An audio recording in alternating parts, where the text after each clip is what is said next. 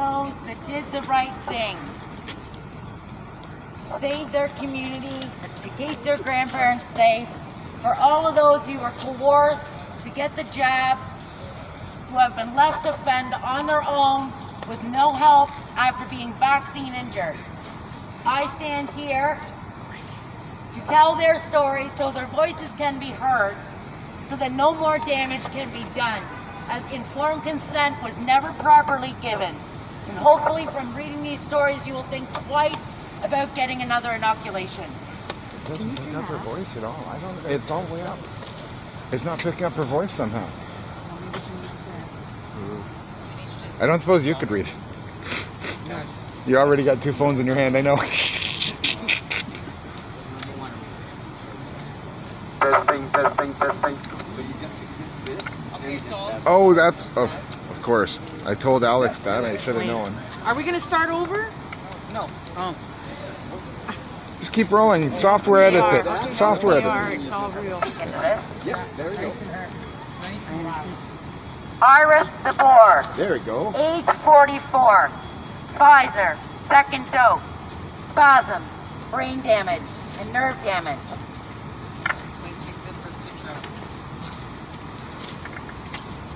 Leah Jean,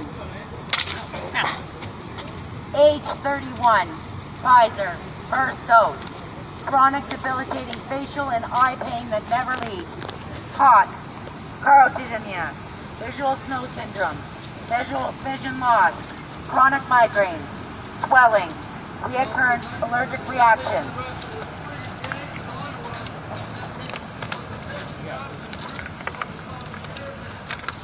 Mandy Neufeld, age 36, Pfizer, first dose, neuropathy, pins and needles in legs, dizzy, syncope, tachycardia, brain fog, confusion, internal and external tremors, right bundle branch blockage of the heart, and central sensitivity syndrome.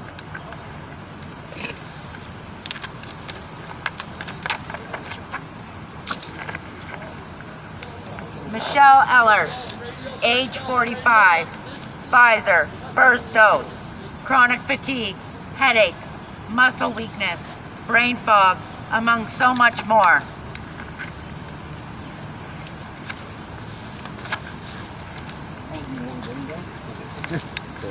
Bill Panic, age 33, Pfizer, first dose, brain damage, crippling anxiety, depression, brain fog, chronic fatigue syndrome, severe chest pain, severe migraines, and fertility issues.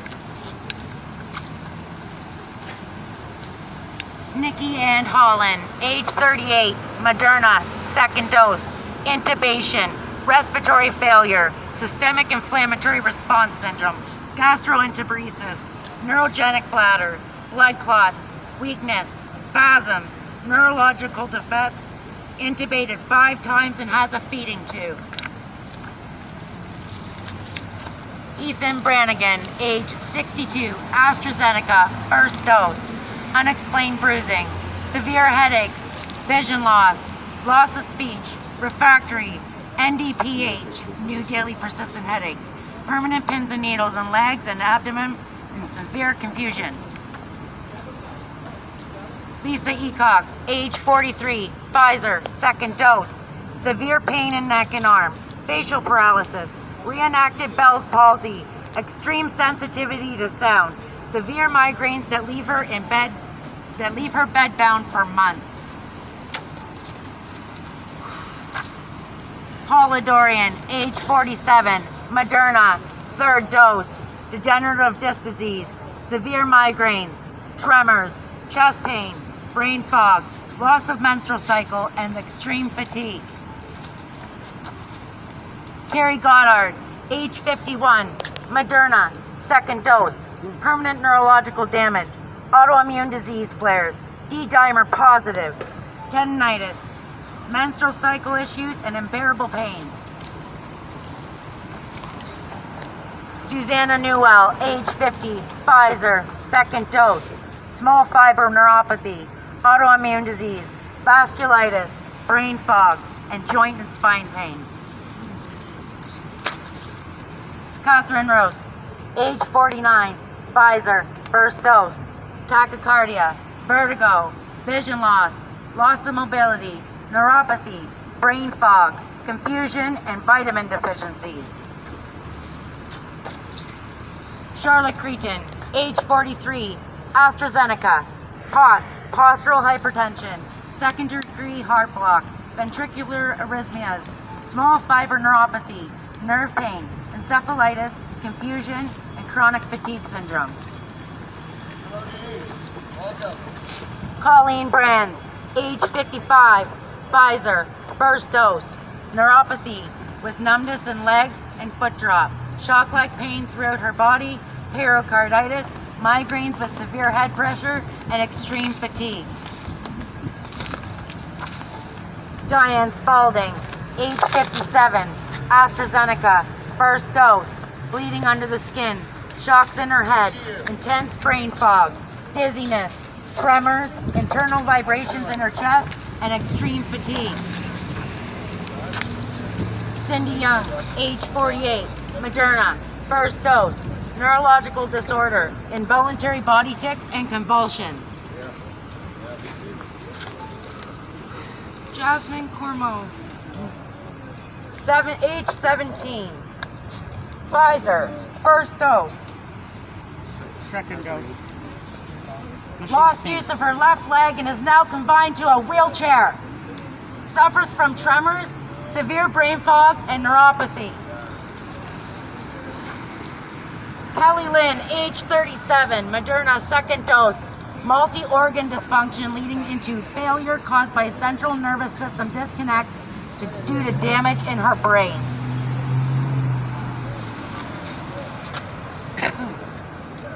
Maddie DeGarry, age 12, Pfizer, second dose.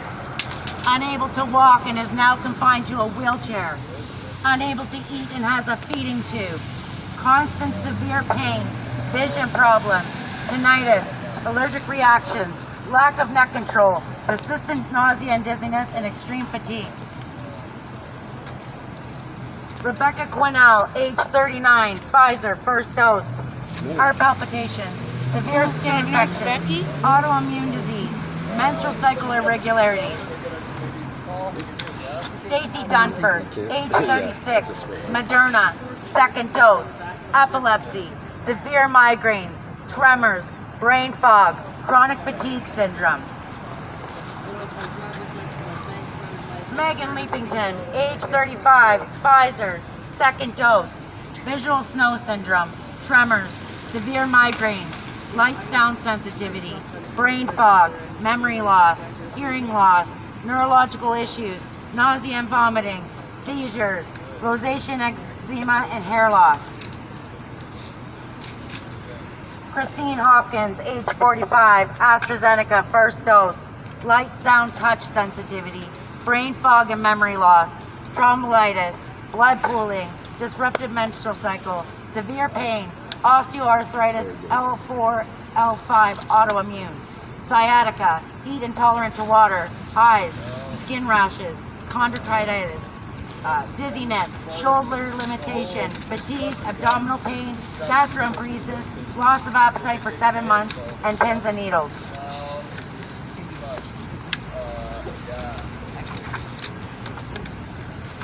Sarah Greenwood, age 40, Pfizer, first dose, dropped dead of a heart attack 2 weeks after her first dose, was pronounced dead for 8 minutes, had a stent, and was put into a coma. Her husband was told if she didn't wake up in the next 48 hours, he'd have to make a decision. Can't walk long distances, constantly out of breath, antiphospholipid antibody syndrome, which is high risk for clotting in her head, heart failure, lupus, and extreme swelling to her legs and feet. Ivermectin. Vivian Buckley, age 71, Pfizer, first dose, vision loss, bilateral reattention dysfunction, pressure in chest, severe nosebleeds, electric shock through her brain.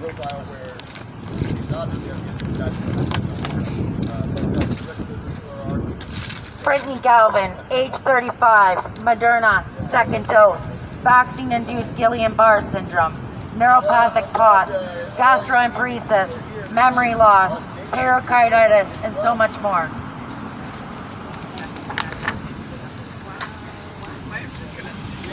Janet Swanton, age 53, Pfizer, first dose, seizures, speech impairment, brain damage, brain fog, confusion, now walks with a walker and needs assistance in dressing and eating. Carolyn Pulver, age 49, AstraZeneca, first dose, excruciating pain, extreme fatigue, tightness in chest, difficulty breathing, stinging rash from vulva up to her back, migraines accompanied with numbness to one side of her face, tongue, and leg, loss of awareness of who I am and where I am.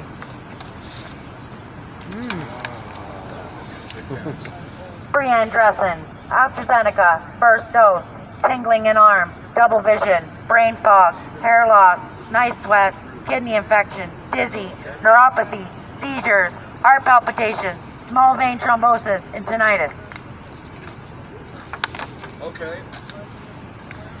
Nina Otolowski, age 66, Pfizer, first dose, POTS, severe fatigue, high blood pressure, elevated erratic heart, temperature dysregulation, very weak legs, and has difficulty walking upstairs, internal vibrations, hair loss, dizzy, nausea, abdominal pain, blood and urine, light sound sensitivities, sleep disturbances, and short-term memory loss.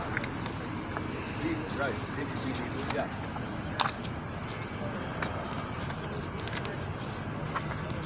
Now the next two are husband and wife that got separate doses. Karen Cobell, age 43, Moderna, first dose, extreme numbness in jaw and cheek, heart palpitations, tightness in chest, difficulty breathing, ringing in ears, and high blood pressure. That's right. Her husband received Pfizer second dose, age 42. Rapid heartbeat, high blood pressure, severe rash all over body, severe pain, difficulty breathing, fatigue, brain fog. Maybe tomorrow, the next day. Listen, when it stops, we'll all go back to the farm. I think we're gonna. Yeah, look at that. It's only a small part of them. Yeah. Half of them don't get reported. And there's a lot more that are suicides. Thank you so much for what you're doing here. Yes. Thank you very much. You're giving them a voice. It's got to be hard to stand in front of the camera with this. Amanda Toms, age 33, Moderna, second dose, miscarriage at 38 weeks, 2 days after second dose, extreme flu-like symptoms. July 14, 2022, a year ago today, I got the most tragic, devastating news in my life, that my baby no longer had a heartbeat. A week before I was due to have her, I was about to go through the most traumatic experience of my life. I felt like I was in the twilight zone in the hospital because of the circumstances with the jab.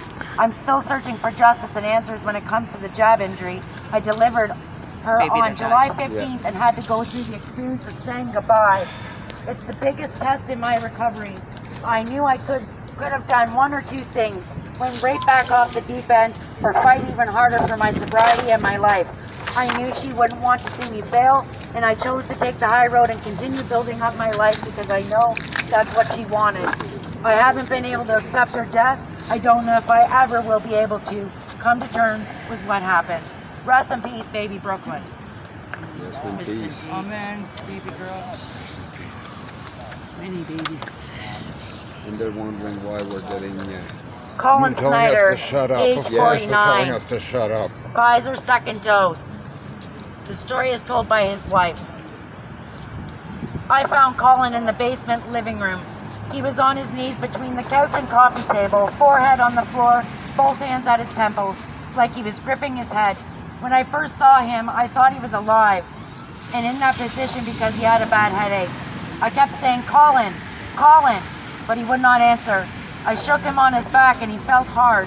I then looked at his face and his eyes were squeezed shut and his face was blotchy purple. I pulled the coffee table away from him and he fell to one side, frozen in that position. I never heard a thing. It was instant. The medical examiner said he had coronary artery disease, which is another name for myocarditis. My doctor said he had a blood clot from what he described to her.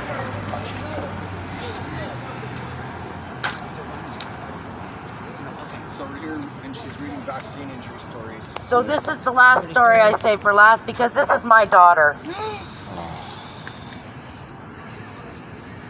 My daughter received her vaccine on October 15th, 2021. 2 days later, well, a day later, she started seizing and developed tics. I knew right away what it was because I tried to warn her before she went and got it. We went to the hospital. They completely disregarded us. We phoned the ambulance. We live in a 4-level condo. They made a joke at the top of the stairs because they had smelled pot and said, "You girls must have had a fun night," as she was seizing on the floor. The paramedics refused to help her down the stairs, 4 levels, or bring in a stretcher. They waited till she came out of it and made her walk down by herself. After being taken to the hospital, they made us wait 45 minutes outside and refused to let my husband in. Once in, they did a short EKG and no other tests. They blamed it on marijuana use and sent her home. I had been contacting the family doctor multiple times with no callbacks, nothing. So I figured I'd take it to the next level, and I came to GEO here in Ottawa, where I figured I'd been flagged at the hospital where I was at because I had said it was from her vaccine. So I traveled 4 hours to come to Ottawa to bring her to GEO in hopes that she would get help since it's a children's hospital in Eastern Ontario, where they lied and said that we went there for a headache. They did hands-on tests, no mechanical tests were done. They said that they had diagnosed her with seizures and tics, gave her ibuprofen, and sent us back home with no help. When she finally did get an EEG after me fighting for 10 months, they have now labeled it anxiety. I had a doctor log my daughter's AEFI report to Peterborough Public Health, a 26-page report where Dr. Piggott disregarded that AEFI and said she is eligible for more vaccines because this isn't what it was from. So even when you think you got help logging it as an AEFI, your doctor does not make that choice. Public health makes that choice. Somebody who wouldn't even know my daughter if he saw her on the street, but is making the choice of the rest of her life. I stand here for all those that have been injured, and I am here as a voice to them because nobody is listening, and everybody is shoving these under the rug like it didn't happen. Thank you. Thank you. Thank you. Thank you very, very much. Justice. Oh my God, and that's just a small portion. This is a small portion. Yeah, I don't care. I know who they are.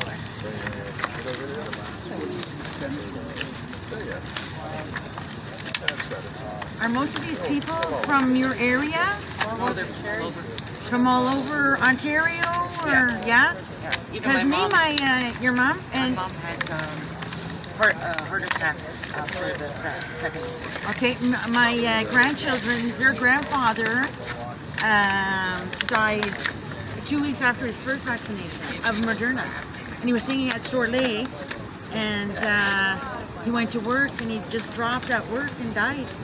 And my nephew in 2008 died from his 1-year-old vaccination. I told you last night. Yeah, you told me There's so many.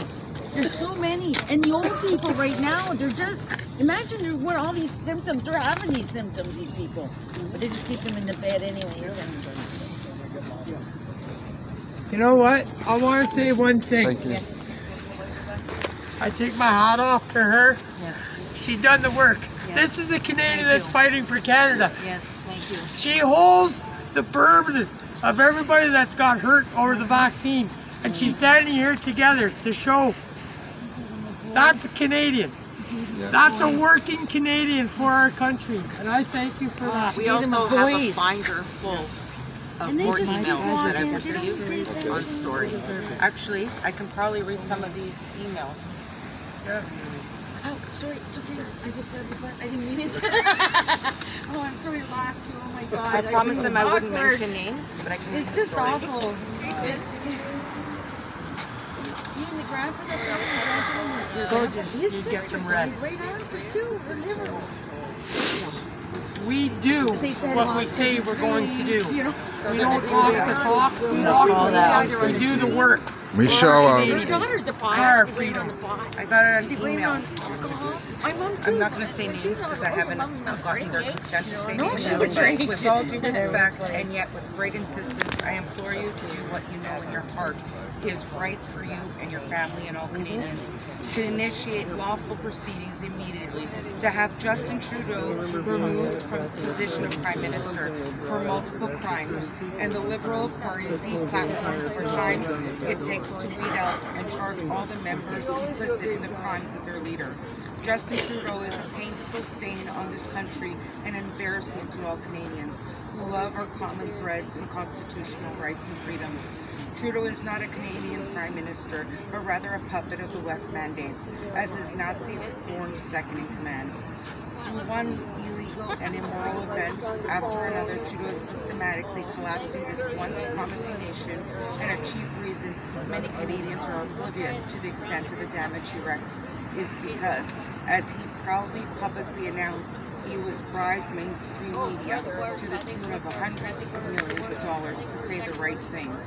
Multiple proven illegal businesses dealings, election rigged with Chinese influence, demonizing and destroying the lives of Canadian voicing disdain to all the COVID mandate blindness, forcing Canadians to inject dangerous experimental drugs that kill them, efforts to shut down all free speech to the narrative, pushing the gender child abusing initiative, stripping parents of their rights to manage and protect their own children, forging hate with Canada by promoting racist feelings, promoting all manner of identity politics to divide Canadians, push the BS and unscientific green energy madness.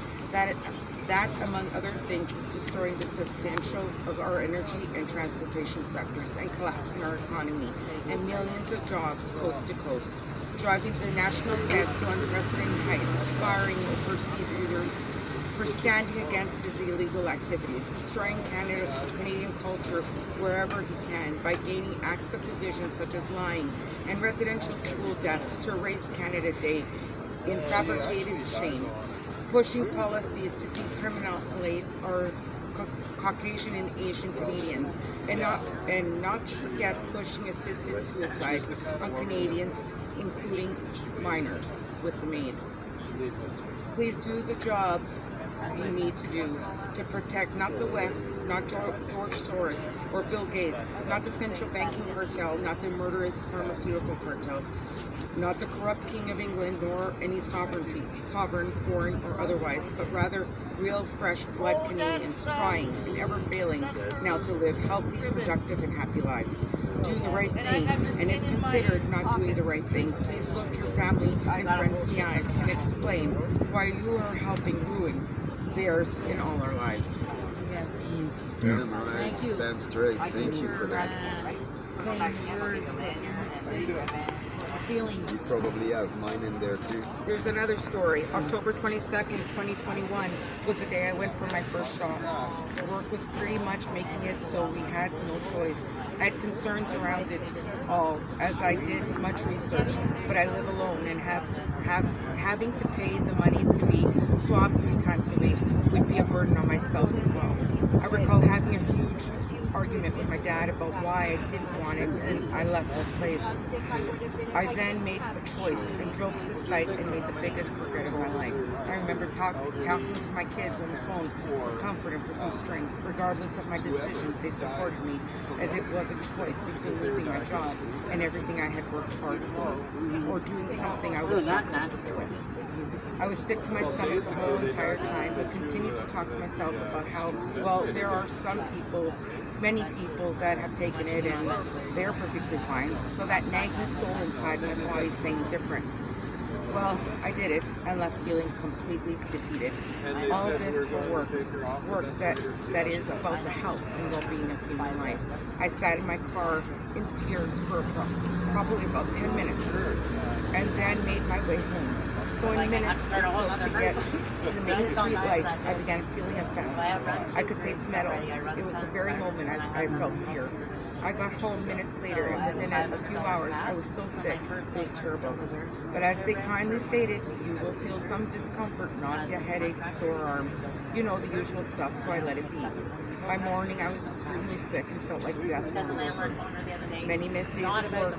I was set to receive my second dose 21 days after. And I was a few days away from this, and I ended up in the hospital. I wasn't feeling well. I was having really bad chest pains and trouble breathing. I was hooked up to machines and sat there scared. I stated I had not been feeling well since October after the shot, and I was dismissed. I asked several times if it's okay to get my second shot, and I was repeatedly said no. Do not get your second one until you know what it is wrong. I was advised to go see the COVID doctor at the testing site the next day, and again, they asked if I had COVID. I stated no, I do not. And again, they insisted on testing. I asked them if they were testing for other things besides COVID, as in influenza A or B. You know, checking all the boxes, and the nurse looked at me in shock. Yes, I know about checking all the boxes. I was told not to get the second dose again, as they still needed to figure out what was wrong, but to be sure to head straight home and isolate it, as they sure I had COVID. I was at this point testing 3 days a week to be able to work. All tests were always negative. The key point here is I said that, and they said those tests are not accurate. The good tests come back negative as suspected. I then went to see my family doctor to try figuring this all out, and still nobody acknowledged that this could be an issue from the vaccine. My doctor sent me for numerous amounts of blood work, all showing fine levels. I started to give up. I was bullied at work at this point and was disgusted at how many others were treating people. I had started having issues with my balance, blacking out, and still having heaviness on my chest. I left work, I believe, March of 2022, sorry. As not only had my life changed, I had also suddenly lost a family member. From this point, I was having more and more issues with walking, severe headaches, and complete exhaustion. I spent time and time again seeing my doctor and blood work upon blood work. I was booked in to see specialists and overwent tests on my heart, a number of CT scans and such. I ended up returning to work as I needed the money and was still struggling. Today, April 10, 2023, I found myself back in Emerge as another episode had emerged and showed its ugly face. I sat held up in place all Easter weekend, with the exception of my time at the hospital, missing work. Every single time I had an episode, my head hurts beyond compare, and I have no or little use of my legs. Feel sick in my stomach and lose time. I also feel pain at the injection site. I have no desire to eat, drink, or anything, and I am absolutely frozen. The doctor did another CT scan as he was wanting to see if I had a possible stroke or any issue there. Asked about my heart, and I asked if I had been feeling unwell. Checked my ears to see if I had an ear infection as well. I stated that this was not one of my situations, and that this was something that had been ongoing for the last, how long? I left the hospital with meds for vertigo.